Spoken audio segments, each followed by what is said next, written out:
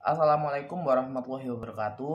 Kami dari kelompok 5 kelas akuntansi 2023G akan mereview tentang corporate governance di United States atau tata kelola korporat di Amerika Serikat. Jadi kami beranggotakan dua orang. Yang pertama yaitu ada Hafsah Sada Areta dengan NIM akhir 142. Saya sendiri Muhammad Firzi Mujadi dengan NIM akhir 186. Baik, langsung saja ke materi.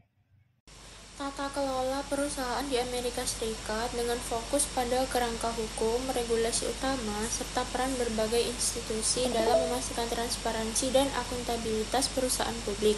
Nah, salah satu topik utama yang disorot adalah Sarbanes-Oxley Act atau biasa disingkat dengan SOX yang merupakan respon terhadap skandal korporasi yang besar pada awal tahun 2000-an.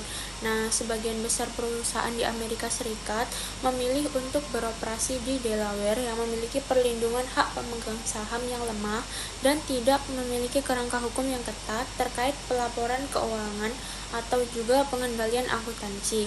Nah, regulasi federal hanya dapat dilakukan melalui peraturan sekuritas. Peran dari SEC atau Securities and Exchange Commission sangat fatal dalam menjaga integritas pasar dan melindungi investor di Amerika Serikat. Nah, ESG sendiri didirikan pada tahun 1934. SEC memiliki tanggung jawab utama untuk mengimplementasikan undang-undang yang mengatur terkait dengan sekuritas, termasuk Undang-Undang Sekuritas tahun 1933 dan Undang-Undang Pertukaran Sekuritas pada tahun 1934. SEC juga bertugas untuk merumuskan regulasi yang lebih rinci guna menetapkan standar pelaporan dan juga tata kelola bagi perusahaan-perusahaan yang terdaftar di Bursa Amerika Serikat. Nah, sebagian besar dari mandatnya SEC juga mengawasi pelaksanaan hukum yang telah disahkan oleh Kongres dan menegakkan berbagai peraturan yang ada untuk memastikan bahwa perusahaan memenuhi kewajiban mereka dalam hal transparansi dan juga akuntabilitas keuangan. Selanjutnya ada Sarbanes-Oxley Act yang biasa disingkat dengan SOX.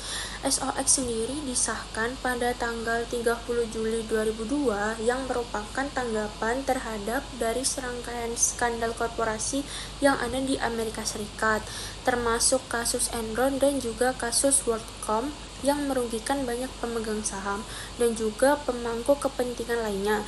Nah, regulasi ini dibuat untuk membawa perubahan besar dalam regulasi sekuritas Amerika Serikat dengan menetapkan persyaratan ketat bagi perusahaan publik yang ada di Amerika Serikat. Regulasi 302 dari Sarbanes-Oxley Act atau SOX. Nah, regulasi 302 ini mengharuskan CEO atau CFO perusahaan publik untuk secara pribadi menandatangani laporan keuangan triwulan dan juga tahunannya. Dengan menandatangani laporan tersebut, mereka menyatakan bahwa mereka telah meninjau isi laporan dan juga memastikan bahwa di dalam laporan itu tidak mengandung kesalahan material atau kekurangan signifikan dalam pengendalian internal. Nah, regulasi ini dibuat bertujuan untuk meningkatkan tanggung jawab manajerial dan juga mencegah praktik laporan keuangan yang menyesatkan. Regulasi 404 dari Sarbanes-Oxley Act atau SOX. Nah, regulasi ini mewajibkan perusahaan publik untuk mengevaluasi dan juga melaporkan efektivitas pengendalian internal mereka yang terkait dengan pelaporan keuangan. Nah, berikut ini ada dua bagian regulasi dari 404. Yang pertama yaitu regulasi bagian 404A yang berisi manajemen perusahaan harus membuat laporan tahunan yang menilai seberapa efektif pengendalian internal mereka dalam memastikan keakuratan laporan keuangan. Selanjutnya ada bagian 404B yang berisi auditor eksternal perusahaan juga harus memberikan pendapat mereka tentang efektivitas pengendalian internal dalam laporan tahunan perusahaan. Regulasi 906 dari SOX menetapkan tanggung jawab hukum yang jelas bagi CEO dan juga CFO perusahaan publik terkait laporan keuangan. Nah, regulasi 906 ini mengharuskan mereka untuk secara pribadi menandatangani laporan keuangan dengan pernyataan bahwa laporan tersebut sudah akurat dan juga tidak menyesatkan.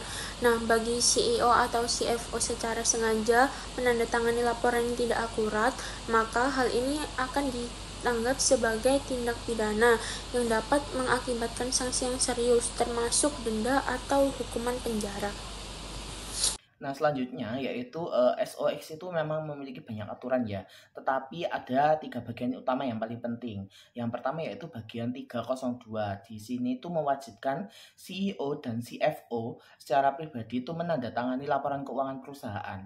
Mereka itu harus memastikan bahwa laporan yang diperiksa itu sudah diperiksa dengan benar. Kemudian tidak ada kesalahan atau kebohongan dalam laporan, dan juga sistem pengendalian internalnya sudah bekerja dengan baik. Kemudian bagian yang kedua yaitu adalah bagian 404. Di sini itu mewajibkan perusahaan untuk memiliki sistem pengendalian internal yang kuat agar laporan keuangan lebih akurat dan dapat dipercaya. Nah, tugasnya manajemen itu harus mengevaluasi dan melaporkan efektivitas sistem ini setiap tahun. Sedangkan akuntan independen atau auditornya juga harus memeriksa dan menyatakan apakah sistem pengendalian internal sudah cukup baik. Nah, bagian yang terakhir yaitu 409, di sini mewajibkan perusahaan untuk segera mengkonfirmasi kepada investor apabila terjadi perubahan besar dalam keuangan atau operasional mereka. Nah, misalnya jika ada risiko besar atau kejadian yang mempengaruhi keuangan perusahaan, harus dilaporkan dalam 4 hari kerja. Nah, pada bagian ini tuh bertujuan untuk memastikan investor itu selalu mendapatkan informasi yang terbaru. Seperti itu. Baik, yang selanjutnya yaitu aturan tata kelola NYSE. Nah, selain SOX, New York Stock Exchange atau NYSE juga memiliki aturan tata kelola perusahaan yang wajib diikuti oleh perusahaan yang telah terdaftar di bursa tersebut. Nah, aturan ini tuh mengharuskan CEO perusahaan untuk memberikan sertifikasi tahunan bahwa mereka itu tidak mengetahui adanya pelanggaran terhadap aturan NYSE. Sedangkan perusahaan yang berbasis di luar Amerika Serikat tetapi terdaftar di NYSE itu dapat mengikuti praktik tata kelola perusahaan dari negara asalnya.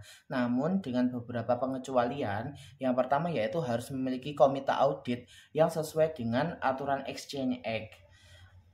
Kemudian yang kedua yaitu harus mengungkapkan perbedaan signifikan antara praktik tata kelola mereka dengan standar NYSE.